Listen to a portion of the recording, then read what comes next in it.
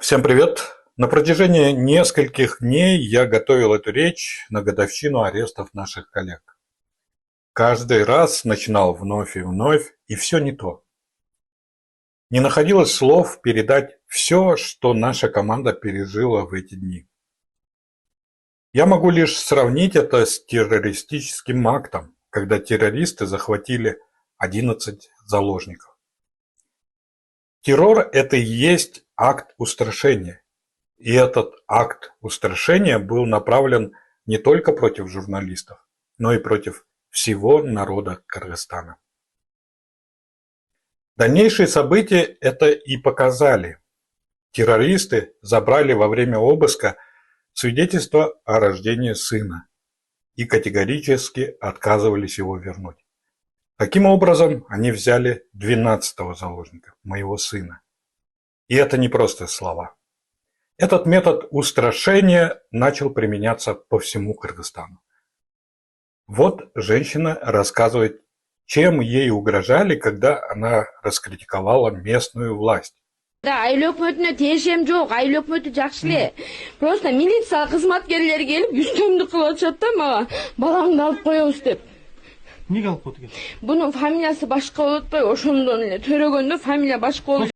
После арестов власти, как и подобает террористам, в качестве жеста доброй воли отпускали из СИЗО по несколько журналистов за раз.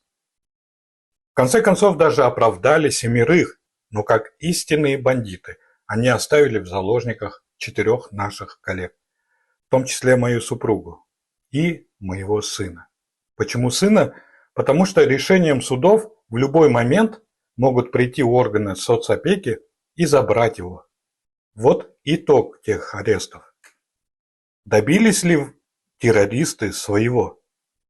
Да, просто оглянитесь вокруг. Если вы перешептываетесь, когда обсуждаете руководство страны, то они добились своего. А я знаю, что так оно и есть. Все происходит так, как предсказал Омирбек Тикабаев. Намусты элибизде кантип эле мындай Түркмөнстандай болобуз дейт. Жок, эл болбойт.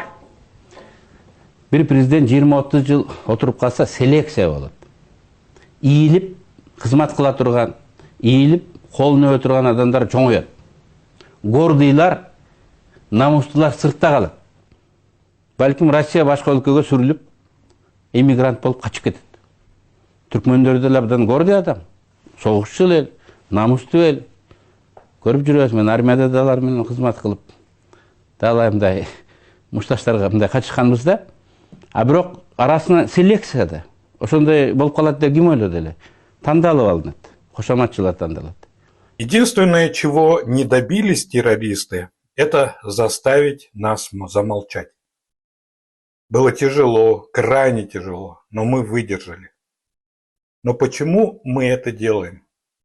Потому что если мы прекратим, то все жертвы, которые принесли наши коллеги, напрасны. Ради чего мы это делаем? Если не мы, то кто? Мы не просто так расследуем и показываем истинную коррупцию. Мы заставляем их прятаться, унижаться и стесняться наворованного. Это наше предназначение – сделать коррупцию и злоупотребление властью унизительной. У них безгранично денег, тысячи услужливых, готовых на любые подлости и пакости милиционеров, чекистов, судей, прокуроров и многих других.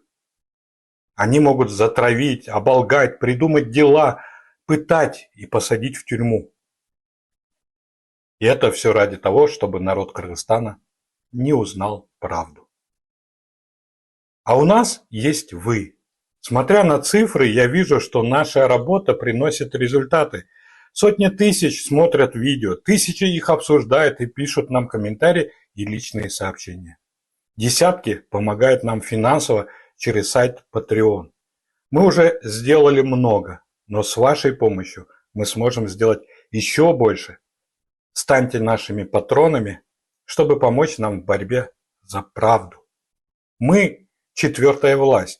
Мы продолжаем свой поход против того беззакония, которое творит президент и его окружение.